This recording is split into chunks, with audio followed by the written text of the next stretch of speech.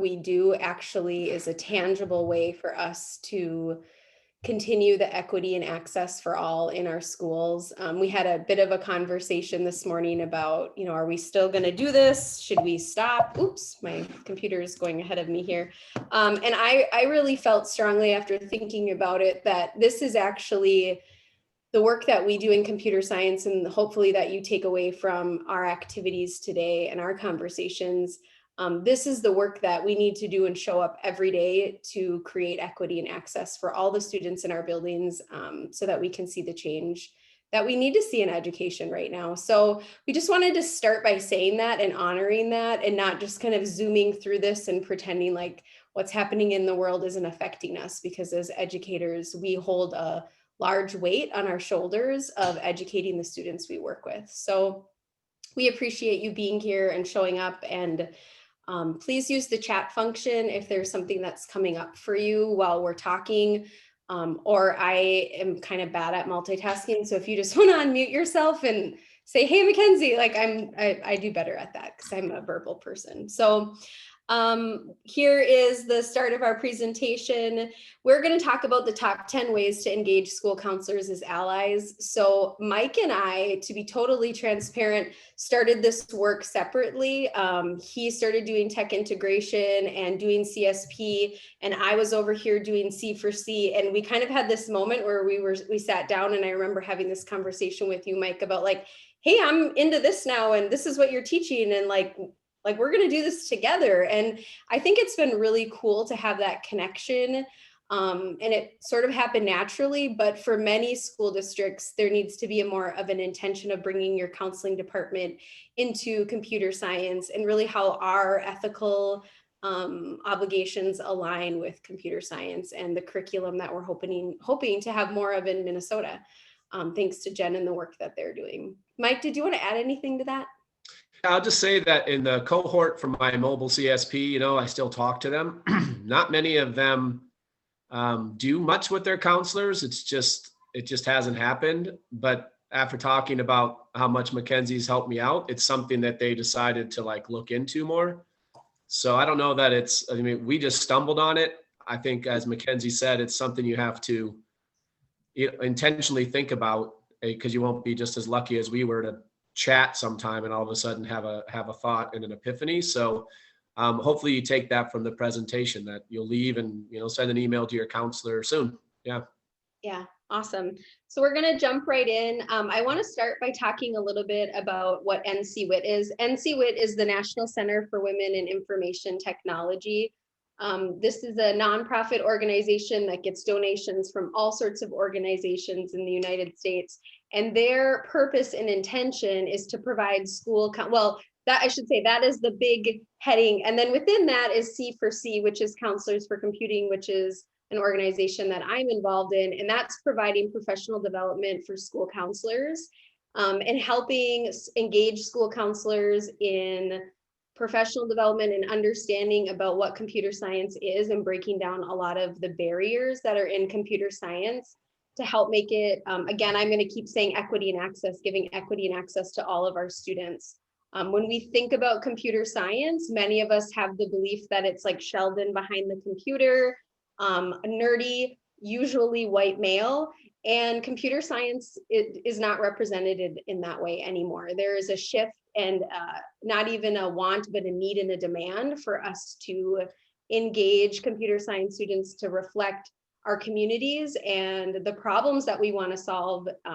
We need to have everybody at the table to solve those problems. It can't just be the same that it has been.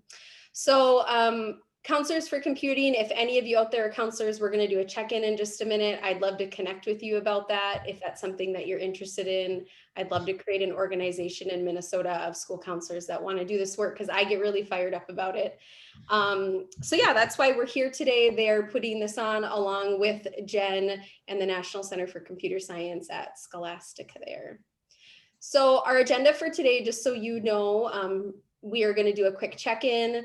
We're going to talk about how counselors can be allies. We're going to speak a little bit to why expanding access matters, and then we're going to have some time for Q&A. The time will go quickly, and I'll keep looking down at my watch to make sure that we stay on track. So if you are on your phone or on your device, if you could go to www.menti.com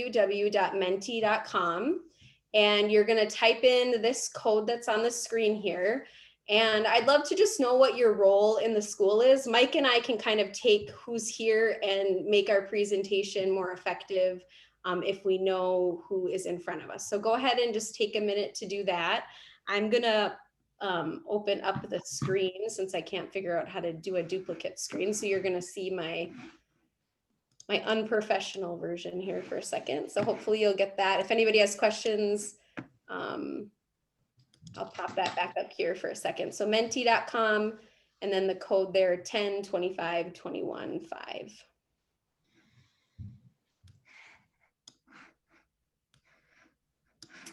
Awesome. I'm seeing some.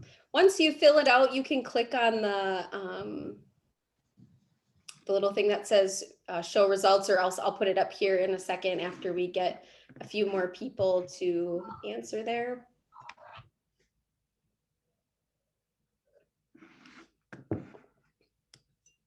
All right, great. So it looks like, I'm just going to pop it up on my screen here. We've got 4 school counselors and 1 tech integration specialist. I know like Angela, the director of C4C, is on the call. So we've got some other people. Maybe you don't fit into that category too. You can drop who you are in the chat if you don't fit into one of those 3 things, just to introduce yourself and let us know who you are.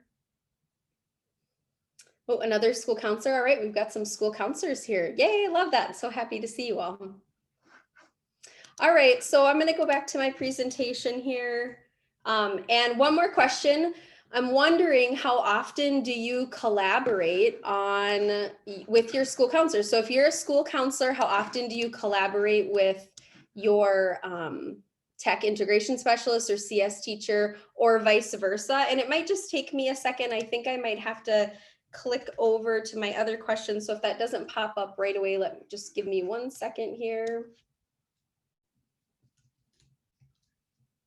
Mike, while I'm updating that, do you want to talk a little bit about what our collaboration looks like?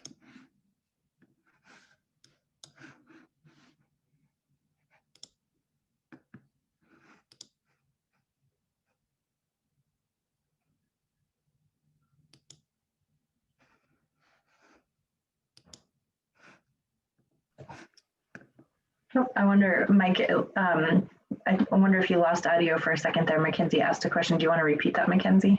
Sorry, Mackenzie. Yeah. No, sorry. I just am opening that other Menti question, just wondering about collaboration. So the question's, how often do you collaborate? Do you want to talk a little bit about our collaboration, or how often we're kind of connecting, just for people in the audience that might want to know a little bit more? Our collaboration got more involved when I started doing the mobile CSP. And so that became important. I'd say last year we collaborated more, but of course this year everything's been thrown off just because we're busy surviving hybrid learning or distance learning. But I still say we check in often. I don't know what I would put an amount on it. And it's usually, if I have a question about something, I'll just find Mackenzie, and it's usually has to do with registration or anything along those lines. I don't know. I don't know, Mackenzie, if I can put a number on it or anything like that, but I'll put it at often. Yeah, for sure. More often than we probably collaborated when you were an English teacher, that's for sure. Yeah, and more specific than when I was just an English teacher, with kind of more specific goals, which is kind of fun to have too, because it's not super general. It's like you're kind of moving towards a specific target. So yeah, I would say more often than we used to, for sure. Yeah. Thanks for sharing that.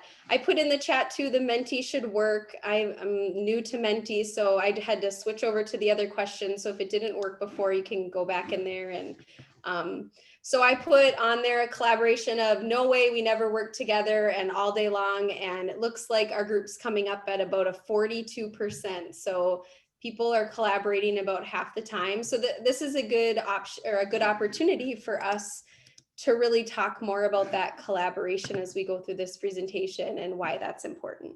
So thanks for filling that out. Jen, or is it Allie? Would you just keep me on track if there's questions in the chat? Would you mind interrupting me? Thank you. Okay, so let's talk about how we engage school counselors. So this would kind of be from the perspective of, as a teacher, if you're a computer science teacher, how do you go about engaging your school counselor in this work? It could also be taken as if you're a counselor here, which a majority of it looks like you are. How do you integrate the work that you do into scheduling or breaking down equity and access barriers? And how do we kind of put those things together? So the first thing that we do here is demystifying CS. So we already talked about this a bit, about Sheldon behind a computer, generally a white male. It's really important for us to start looking at images and accessing content that's not just white men as computer scientists. And something that I've done that's been really beneficial for that is actually talking with a local college that offers computer science careers. So in Duluth Lake Superior College, and the College of St. Scholastica, I've connected with some of the adults or some of the professors in that program. Sorry, I'm used to using adults with high schoolers, and talking about what do their programs actually look like and what do those people do? What do actual computer scientists do? So are they a coder, or for some of us, cybersecurity has been in the news quite a bit. Learning more about what computer science is. If you're a teacher, you can have a conversation with your counselor about what computer science is or isn't. I kind of speak from the position of already knowing that, but that's just one thing of really breaking down some of those barriers. The second is reposition computer jobs. So thinking more about what are the careers in computing and what are the opportunities. And I'm going to talk about that a little bit. I really geek out about this graph that Angela showed us a few years ago. And I'm going to show that to you because I think it's important for you to know what CS plus X is and where the jobs actually lie. As school counselors, it is in our ethical guidelines to educate students about career potentials after high school.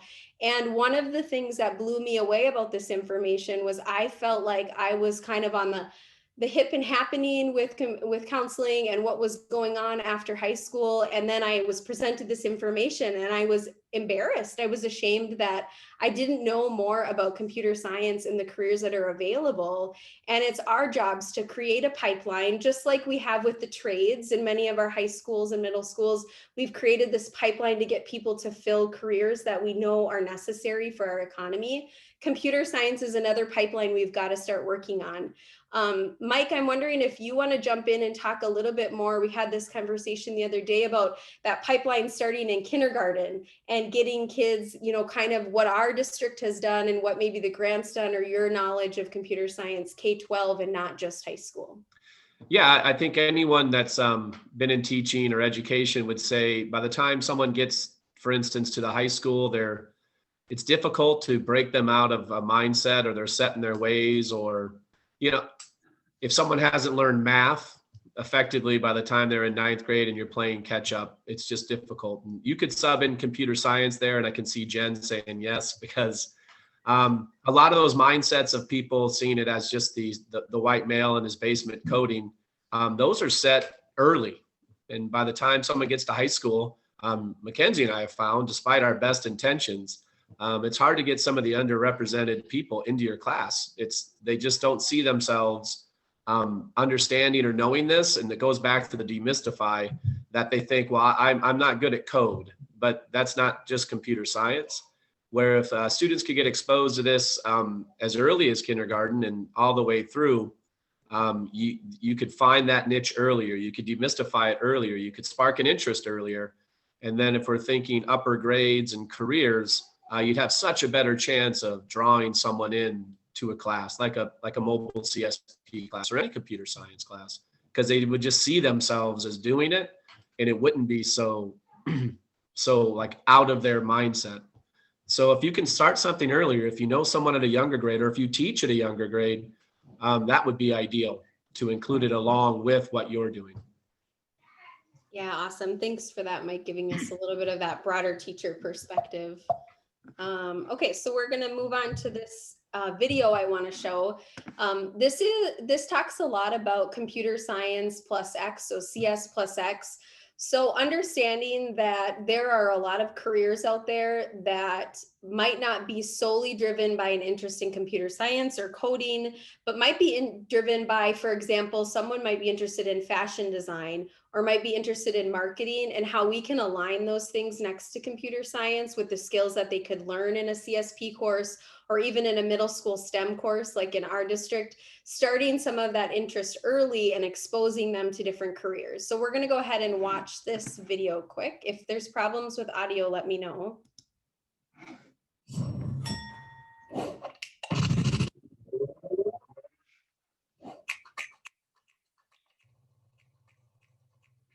I think 19th century was about the Industrial Revolution, about electricity, about disrupting the agricultural society and making it more advanced. The 20th century was about physics and engineering to do more things easier in our everyday life, from refrigerators to washing machines. And the 21st century is definitely the digital age. It's the internet.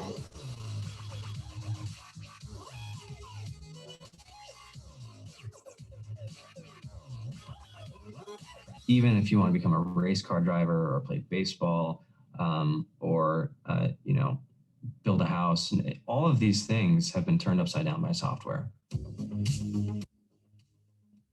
The lettuce bot is a robot that can sense its environment. Every single hour, this lettuce bot is seeing 1.5 million plants, and it's taking individual action on those plants.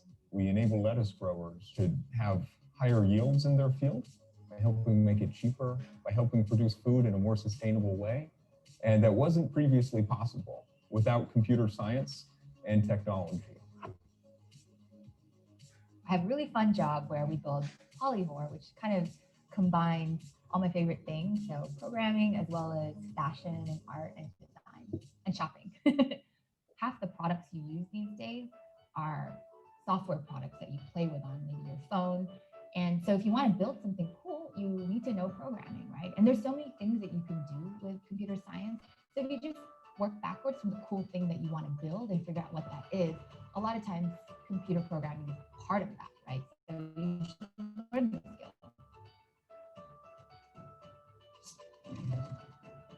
It's really exciting right now. The technology that we're developing right now is going to be used by your doctor in the next decade. When you come into the office and you're sick, the doctor is going to be like, all right, spit in this cup.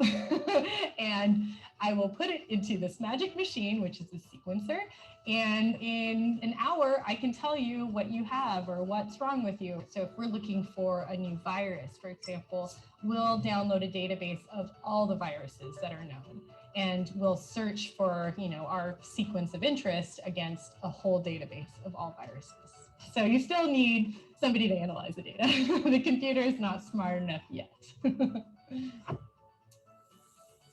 Our software helps people save energy and thereby reduce their carbon emissions. To date, we've saved over 8 terawatt hours, which is the equivalent of about 1.1 million cars on the road.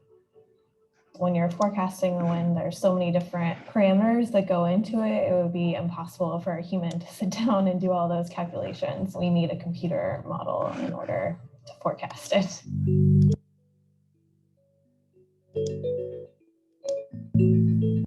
I write software which scans images.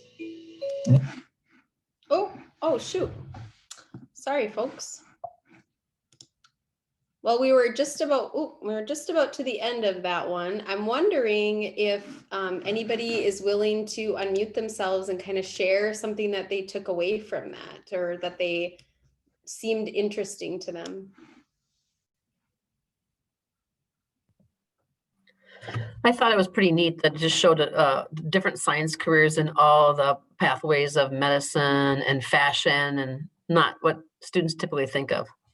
Yeah, thanks, Anne. Absolutely. A different viewpoint of CS. Anybody else want to share anything? I'm gonna throw it in there. The idea of when you're looking for students for your class and for the counselors out there for a computer science class, to not just go for the math and science kids, to not just say, hey, that kid's really good in math and science. That's clearly who we need. Last year, my class, it was bigger. The numbers are down this year. One of the groups did really awesome work, but it was driven by the kid that was more creative by nature. And he would come up with the cool ideas. Like he would generate the ideas, and then the code would come with the kids that were more into the code. But if he wasn't with the coders, it would have been pretty standard and static things they would have coded. Like he was the abstract thinker, and then he learned code. And so you want to get all different mindsets into your classes, teachers, and then counselors. Like, don't limit yourself just saying they have to be good at math and science. I was an English teacher and I learned how to code. So if I can learn it, like anyone can. And I think I bring an English teacher's perspective into code. Like I kind of see it as a artsy language in a way. And I think you want to have people in there because you'll see it's everywhere. Like, fashion, for instance, or art. So be sure to get those not just math and science kids, because they're going to end up in one of these fields. Absolutely. Hi, Tracy, can you guys hear me? Yeah, Yeah. go for it. Okay. I am, I guess, the computer science geek person, but also going back into teaching. I absolutely agree with Michael is saying. Computer science should be looked at going forward as something that helps. It's exactly what this video showed. It is a complement of wherever the students want to go. It will uplift. It will bring attention to. It will help you with your path. And I think that is what we're seeing, and that's the message that counselors and teachers, what we want to show our students, because there was a time when we were coming up and even earlier where it was forefront, but it is so interwoven now that a mobile class should be something that is just part of what they do, because we are so mobile driven. This is, so I totally like the video. Thank you. That's it.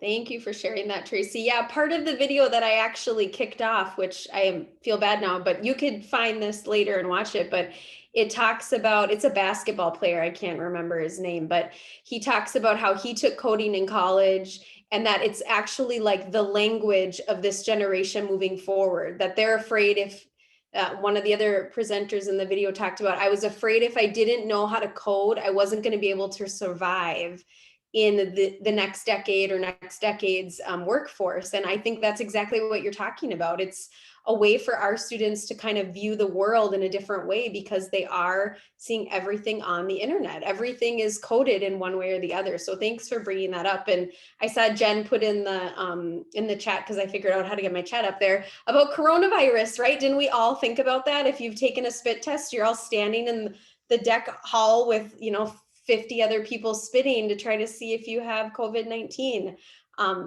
CS, computer science, is just going to take us in so many different ways. And it's always about what's the problem you want to solve. And since we're at that conversation, this might come up later, but I'll say it now because it fits now. As a counselor, when I started in the high school and I had junior conferences, I always used to ask students, what do you want to be when you grow up? Or what do you want to do in college? And I've shifted that question to now, what problem do you want to solve?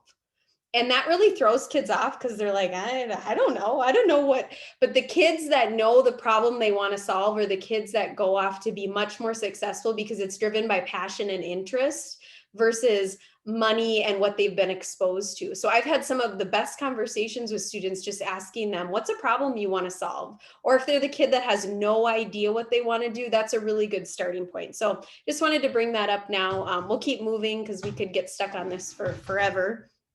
If I can. Okay, so number 3, help counselors and students see that tech jobs are everywhere. I think we've already hit on that, and we'll talk a little bit more about that in a few minutes with my graphs here. So this is where the graphs show up. After we're done today, I'm sure that we'll be able to send you an email with a link to these slides, if someone could make note of that, because I find that these slides are the things that have driven me to be more passionate about this. So these are the new wages in America graph. And so if you look at the graph, there's all sorts of different areas that there'll be new wages. For example, in education, 4.2% of the new wages will be in education. Look at computing. Computing wins number 1 with new wages. So when we're trying to set our students up for life after high school, it is, again, our ethical obligation to educate them on what is going to allow them to have a livable wage. Computing is a place for that. So a lot of us work in schools that have STEM or STEM driven activities, maybe STEM teachers. My daughter has a STEM teacher. She absolutely loves the content. She loves problem solving.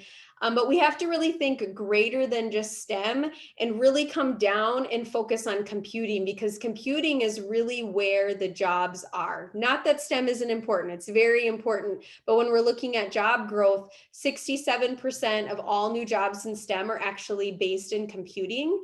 But only 10% of STEM graduates are in computer science. So we're seeing that discrepancy already in who's going to college and looking at these careers and who's coming out. We have more job openings than we have students, which this next graph, I could just do a whole hour-long presentation on this graph. It's my favorite.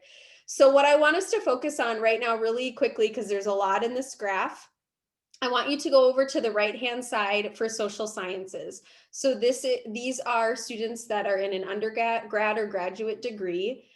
In social sciences, you'll notice that the teal color there is the bachelor's. So those are our four-year undergrad students. And then it's broken up between men and women. There's a fairly equal men and women, about 150,000 in the year that this was taken. So you're noticing all of these people are going into social sciences. Like me, I went and got a psych degree, but look at the teal. My computer is so touchy. The teal green bar, you'll notice that there's only about 28,000 jobs open in social sciences. And how many of this know this on an anecdotal level, right? Like the people that go and get a psych degree and then they're not sure what they want to do and they end up moving back in with their families and thinking, do I have to go to grad school? This is the position I was in.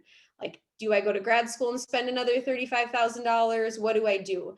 Now, if we look over at something like engineering, that's a pretty hot topic right now for students going into a four-year college.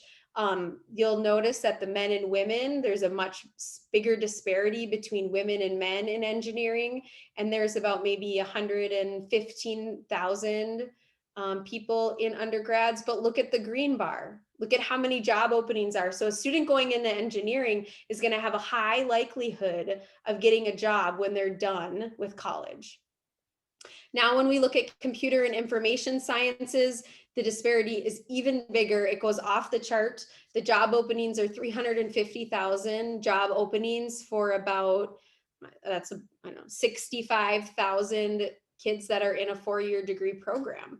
Look at even the associate's degree, how small that is. We have a ton of two-year programs in computer science that are great fits for students. So maybe if math and science isn't their biggest asset, but they really like computing, they have that problem solving, the two-year programs might be a really good fit for them as well.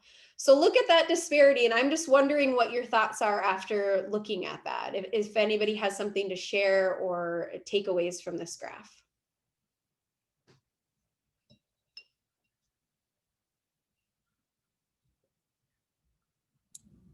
Hi, it's Tracy. I'm looking at computer and information, and as a female in the field, I am still disappointed that there are not enough women in the field. And I've been out of the field for 30 years and it still hasn't increased.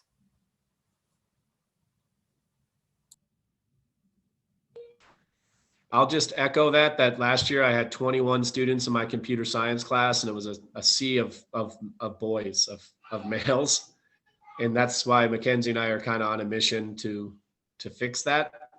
And despite our best intentions, and this year's thrown off because of COVID and whatnot, it still hasn't improved, but it's going to. But like you just spoke to something that Mackenzie and I talk about continually, and it drives us. Like it's a goal of ours too. And isn't it, it's just shocking. Like you wouldn't think it would still exist, but it does. Yeah, and we're going to talk a little bit more about what Mike and I are trying to do. I want to come back to that, Tracy, what you mentioned about it's been this way for so long. And this is something that Angela and other C4C presentations I've listened to have talked about. Who is at the table solving the problems? So when you're thinking about developing the Apple Watch, I heard this at one of the presentations I went to. When they were sitting down to create the Apple Watch that sits on your hand and reads your pulse and all the other fancy stuff, I don't have one of them, but the first time, or the first several times, first, second, third generation, as they were working through creating that model, didn't work on certain skin colors. Now, why do you think that is? Right? Not everybody was at the table that needed to be at the table to solve those problems. So there, we just go over this over and over and over again, that if all of the people in our community aren't at the table solving the problem, we're not solving the right problems, or we're maybe missing a big piece that is so important for us. And this goes back to the work that we were talking about in the beginning with equity and access. So yeah, geek over this, we could go on and on, but I'll keep moving on. Number 4, together examine the master course schedule for unintended obstacles. So this is something that Mike and I and our principal, Mr. Munich, have talked about. We looked at our master schedule before it went out to make sure, because in our school, computer science is a singleton class, so it's only offered 1 hour. We wanted to intentionally put it in a place that it wasn't going to conflict with certain populations. So for example, we have a construction technology class that's really popular, that's a singleton. We didn't want those to be during the same hour because we wanted to make sure that students could have both interests. Or we have like our choir classes are offered second hour, and we wanted to make sure that that didn't get in the way. So I'm going to actually show you what this is our, I took a screenshot of our course description book from last year. The goal, or the orange bar, isn't normally there, but I just put it there. We intentionally put a picture of females next to the computer science class, just as a small, submissive, sneaky way to say, girls, you can take this class too. Mike, do you want to talk about some of the other things that we did last year to try to increase females in your course? Yeah, it's harder for me because I'm not in the classroom full time. I'm like the weird tech guy that walks around. So I had this concern of me just walking up to some young female students saying, "Hey, take my computer science class." So I just sent an email out, and Mackenzie was part of it, to math, science, English, like to teachers that see these students a lot. And we're pretty spoiled in Hermantown that a lot of our math and science teachers are women. And I kind of pled our case of like, look at the numbers, and they were shocked by it too. So I just try to enlist coworkers that might have these students in class that have a passion that they could say, but I didn't limit it to math and science. I asked our choir teacher, I asked people like, who are students that you would see could do this? And then they gave us names, and we tried our recruiting pitch that way. So we did that. And then just so you know, I never would have thought about the master schedule thing. That's why counselors are good to have in your side. Like I don't think about the schedule. So I'm glad they did that. Trying to think what else we did, Mackenzie. It was really bringing other teachers in and saying, give us names, and then intentionally, like I found and tried to talk to students and to get people. And like you mentioned, not having a male student approach and say, hey, take my computer science class, but using some of our female teachers that have those connections to say, I see skills in you. I think you'd be good at this. Let's give it a try. The other thing I did from a counselor perspective, we do like a large grade level registration presentation. And I went back and showed some of these graphs and said, remember when we talked about this in 10th and 11th grade? I'm bringing this back again. We've got computer science here. Are you interested? We're looking for women, students of color. Like I said it out loud, which it can be scary and intimidating. We have a pretty non-diverse school in our little rural area. And so sometimes having those frank conversations with students about what our population looks like and why it's important for diversity can be difficult, but I always go back to my ethical standards as a school counselor, and it's our job to have those conversations. So yeah, that was just one way that we kind of went forward in our school. So using data to track who takes computer science and setting goals. So if you have computer science in your school, hopefully you've had it for a few years, you can go back, work with your school counselor or your administrator, print the rosters and take a look at who's taking your classes. And really setting goals. Like Mike said, him and I have some goals. This year was a total flop because of COVID in many ways. So I'm confident that moving forward, we'll get back on track. I did put together, we've offered computer science for 2 years. So this is data from 2 years. This is based on percentage. So about 95% of our students were male. We've had one female student take it this year. And then the race data. So we've had one African American, one Native American, and one Asian student take the course, and all the other rest were white. And that is not reflective of our student body. Our student body is, I think it's 10 to 12% of our students are non-white. And so we need to get that fixed, and we especially need to get the male-female thing. So we're not up here preaching perfection. We don't have it all figured out, but we are showing up to do the work and having the conversations. I'm wondering if we could stop for a minute, and if anybody wants to share what they think their data might look like in their school building, or something that they've done that has helped increase enrollment.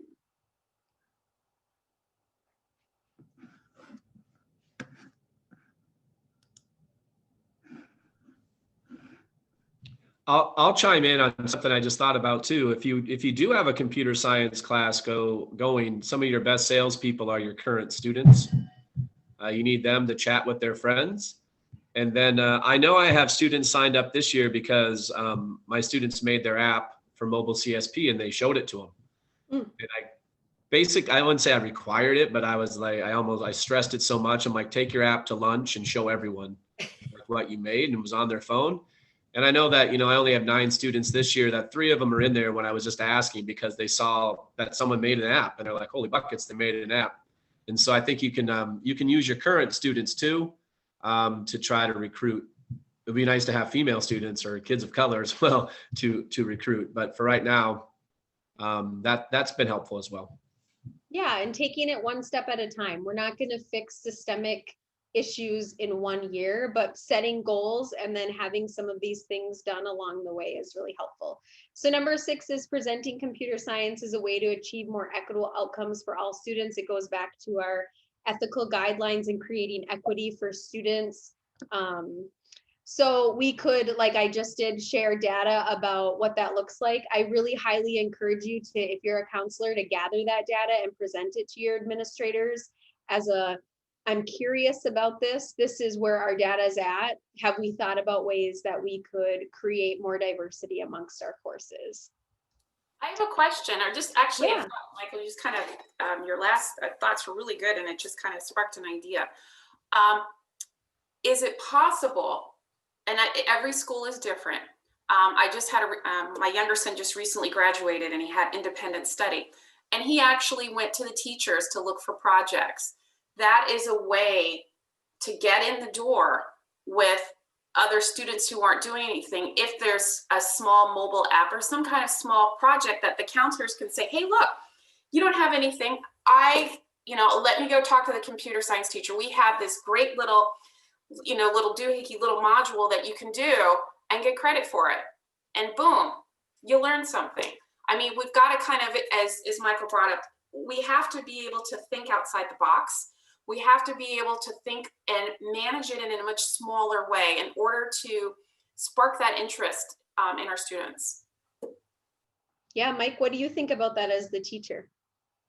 The more people that take computer science, the better. So it wouldn't be a problem for me. And if you're using something like App Inventor through mobile CSP, it's really accessible. You don't have to do the syntax coding, and with some guidance, students could figure it out. I know that a kid last year who was really into it, he made an app for middle school Phi Ed. It was a project. They wanted a better timing app, and they had an Android tablet that they were using, and he coded one up, and they still use it. So you could do the other way too, of trying to have students create like an actual tool for a classroom. And then I told the Phi Ed teacher his payment to me was just to bring up that it was made in this really awesome high school computer science class, and that they should all take it. And that he had to say it like every day. So hopefully he did. He said he was. So I thought that was a good sales pitch as well. So both ways. But I would gladly take a student if they wanted to try it.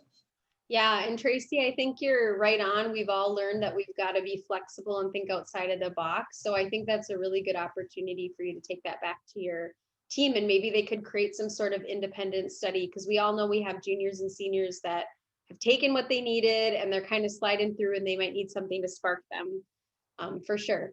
So I want to talk about this self-perception, and we're already like, holy cow, it's already 45 minutes. So I might zip through some of this, but this is what I want to stop on. Boys receive more encouragement than girls from teachers 1.5 times. So if, for example, you are a student or a teacher or a counselor and you can have any opportunity to introduce computer science or say, I recognize you're really good at solving problems. Have you ever thought about this? For me, my junior conferences, I just harp on kids about computer science. Like I have little pamphlets in my office and I just give them to them and go, hey, you know, there's like a lot of money in this. This is really interesting. Have you ever thought about this? Do you like Instagram? Do you like Snapchat? Do you know how it works? I try to do that as much as I can. So you'll notice that girls are getting way less encouragement than boys. And a lot of that is media driven. It's what we see in the media, it's what they're consuming. And the more that we can break the mold, the better. There's really good podcasts, and I'll type up a little resource. I have some resources at the end, but there's some really good podcasts I listen to that talk about ways to do this and introducing women of color and Techno Chicos, which is an awesome YouTube video that or YouTube channel that you can look at that has Latinx women in computer science. So there's tons of ways to put this out there in different ways, like in your counseling career, like maybe you go in and do some career develop with 9th graders. You can just drop some of this stuff in there and it be really a great way for them just to be thinking about it and see themselves there, like Mike talked about earlier. Oops, oh man, hold on. What did I do? Oh boy, okay, here we go. Sorry, I get too many things happening here. Hey, I figured out how to get 2 screens on there at the same time and I didn't even try. Can you still see it okay, Mike? Yeah, okay, good. All right, so let's keep trucking along here. So I'm gonna zip through some of these because we've sort of already talked about this, painting who CS is and who it isn't, busting conventional thinking to recruit strategically. So Tracy kind of just talked about that, thinking outside of the box and really, like Mike mentioned earlier, thinking about introducing STEM or computer sciences in elementary school. At our elementary school, our hope, it was gonna be this year, but it didn't happen because of COVID, but our hope next year is to do a career fair and focus all of the careers that we're going to bring in, have some sort of, how does that relate to computer science? And really that be our focus for our students so they can see CS plus X. You can still be a teacher and have computer science. Firefighters are using computer science. Fashion designers, if you want to be a YouTube vlogger, that is computer science. They need to know how to work the system. So thinking outside of the box, especially in the younger ages. Number 9, show where CS studies can lead. So this is, again, for teachers, talking to your school counselors about how we can bring in people from outside of our community into our school building. I'm going to have some, I called it careers and coffee that I had planned for this year, and that all went out the window again, of course, because of COVID, but I'm planning on bringing different people in and having coffee with kids once a month if they're interested in the career or they just want a free cup of coffee or tea. Another way for you to show where computer science careers can go. We won't watch this video, but I highly encourage you. This is a video about BitSource. It is about a group of Appalachian miners that their mining opportunities dramatically decreased. And there's this whole group of people in the Appalachians that have been left behind as we've gone more digital. And someone came in and showed them how showed them how to use computer science and coding to reinvent their economy. I sent this to Mr. Pottis and someone else I work with and said, what if we thought about this with our mines in northern Minnesota and our economy, and using the skills that these miners already have? They're highly skilled technicians, and as their jobs change, how do we recreate that and retrain them to be able to have a striving economy and to give people what they need, which is a job and a career that they're passionate about. So I hope that you can watch that. That'll be in the link there too that we send out. Okay, and then lastly, infusing computing into existing activities in the school calendar. I'm going to skip over this because I want to have some time for questions and we can come back to it. This is a whole bunch of resources that Angela put together, again, the director of C4C, that will go out in that email to you. There's a ton of free websites that you can go to. There's this Career with Codes magazine that you can get for your office if you'd like to have something to give out to students. Lots of opportunities there. but I want to leave the last 10 minutes for questions and answers. I just really want to know what you're taking away from this, what's sparking for you, what you're thinking about, or maybe writing down. And I know that I want to acknowledge that this is a difficult time to try anything new because of COVID.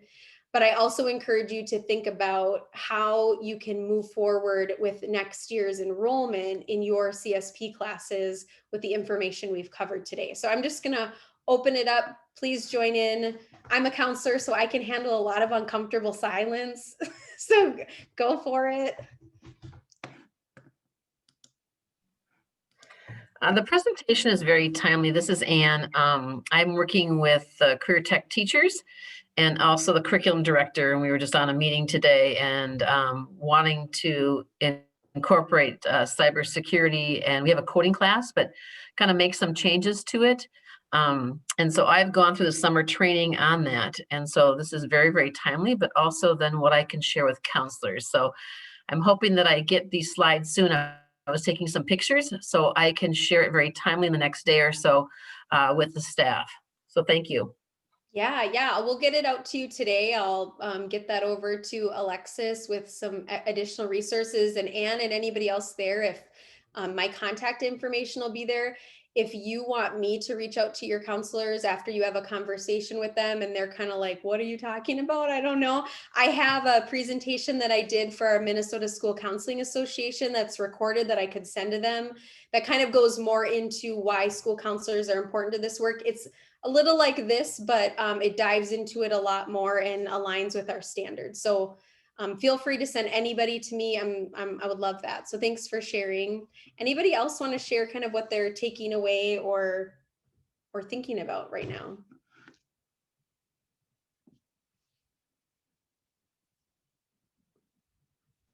Is it okay if I jump in real quickly, Mackenzie? Yes, of course. I had a middle school art teacher. I was talking about this in the lounge, the jobs and, the career opportunities. And she had a valid point. She's like, is our job as teachers to get ready for people to go to work? She goes, or is our job to prepare people for life? And it made me think about it. And so I think about Mackenzie's question of like, what problem do you want to solve? And so I've tried to do computer science in my talks about it, of trying to define the person's passion and interest first, and then tie that into computer science. And then that can tie into a career. And so you aren't just preparing a person for the career just becomes part of what they're interested in. And so last year when I taught computer science, anything I went over, I just tried to tie back to the kids I had in class. Like, what are they interested in? I had some gamers, of course, but then I had some other people that were interested in like engineering. And so I just kept trying to tie it to their passions, and then the career became part of it. And so it's kind of your answer to the question of, we're not just trying to get people to go get a job. We're trying to help them understand how computer science can fit into that passion. And then it can fall into hopefully a lucrative, sustainable career, which isn't such a bad thing to talk about either. But I think if you can tie it into a passion, like everything in education, but computer science in particular, especially for people that aren't sure if it's their niche, if you can get computer science into their world, you've got them. And they'll code for hours. They'll plunk around like crazy if you can find that. That's my 2 cents. Yeah, and I want to add to that, Mike, it's not just about a computer science class and a career. It's really about the skills that you learn from taking a computer science class. So demystifying decomposition, I can't think of all of them off the top of my head, but those are skills that as school counselors and teachers, we teach kids already, but we're giving them a language for them to use it so that they can go into the world, because the workforce wants critical thinkers, problem solvers, thinkers that go outside of the box, have social emotional skills. And the skills that Mike is teaching in his class align directly with what I'm teaching in my office. It's a language that we're using so that students have the skills of the 21st century, because we can no longer just teach them how to do long-handed math and cursive writing. That no longer is giving them transferable skills for the real world. And these are kind of the new skills and the new language that our students need to learn. So yeah, it goes right back to that. And of course, if they can make a ton of money and go to school for 2 years. Like, please, I've thought so many times, like maybe I should go back and get a cybersecurity degree because these people they're killing it and they're doing really good work. So that's always a plus too. Yeah, for sure. Anybody else wanna, I wanna be mindful of your time. We have just a few minutes left. Anybody else out there wanna jump in?